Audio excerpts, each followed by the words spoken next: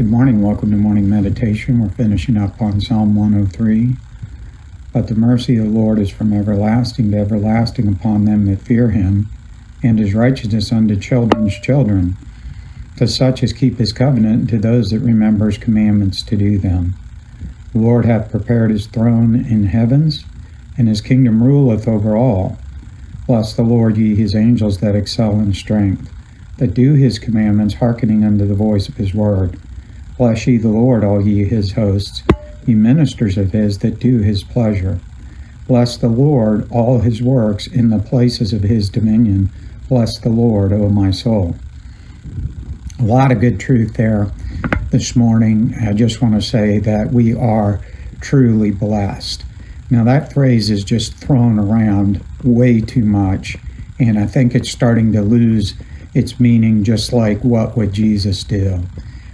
Those aren't frivolous little anecdotes. Those are things that we ought to live by. Bless the Lord. He truly has blessed each one of us. As we start 2024 and move through this year, do yourself a great favor. Get a log and write down the blessings of the Lord each day.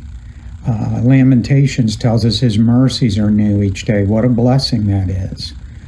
That he'll guide us through the day. He's our shield and buckler, Psalm says. What a blessing that is.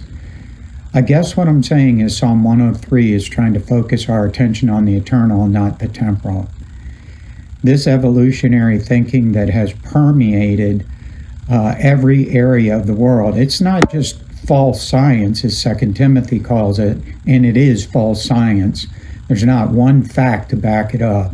I wish people would realize the people that came up with evolution. Darwin was a failed ministerial student. Lyell was a lawyer, and on the list goes. None of them were godly scientists like Michael Faraday and Louis Pasteur, who were contemporaries and believed in creationism. Boy, we've allowed this philosophy of evolution not only to permeate what they call science, but what the Bible calls science, falsely so called. And I'm for science. The Bible's full of science. It's the science of knowing who God is, where you've come from, who created us, and the purpose we're here for. That's the greatest science you'll ever know.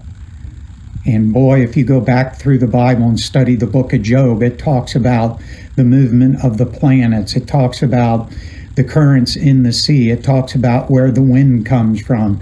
Don't tell me the Bible doesn't have science in it. It is a book of absolute truth. The lies of evolution, unfortunately, have gotten people in socioeconomic areas. That's why Marxism and socialism is so popular in America. Because we've allowed evolution to be taught everywhere. Boy, couldn't we get back to Psalm 103, that bless the Lord, O my soul.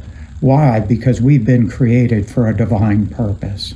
That doesn't mean everything's going to go smoothly, but it does mean the Creator has a purpose for everything we go through. And boy, if we could get a hold of that. We need to teach our children. Deuteronomy says, teach your children in the way, when they lie down, when they rise up. Don't let the public school corrupt your children with these filthy, rotten philosophies of today. God wasn't confused when he said in Genesis 3, he made male and female, made he them, in his image made he them. All this stuff going on today is rebellion against God.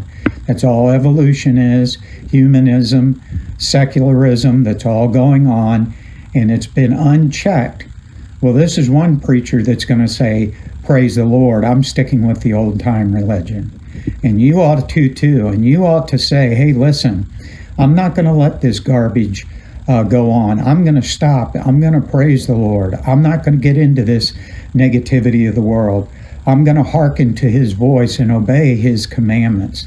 We don't obey his commandments to produce holiness. We obey his commandments because he's produced holiness in us. And don't get that wrong.